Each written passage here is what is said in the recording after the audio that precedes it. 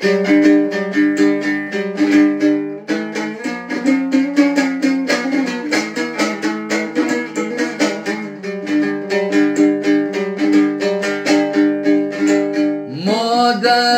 اگر نباشد ما بال و پر نداره، در آسمانی قسمت شمس و قمر نداره.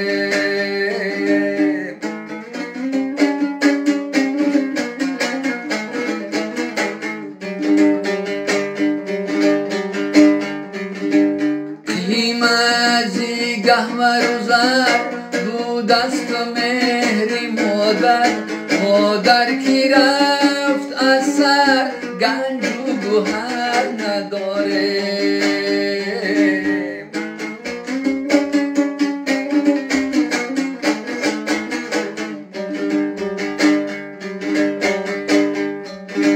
آغاز می شود عمر از الله های مادر، به لفظی پاکی مادر شد و شکر نداره.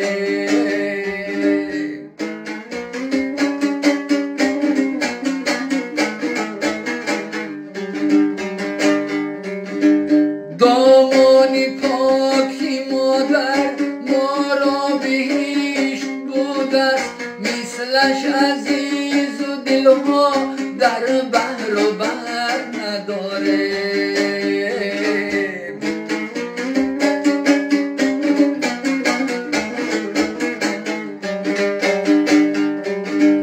با یادی مادری خوش در دفتر دل خود، یا خاطره اینه که جز شعری تر نداره.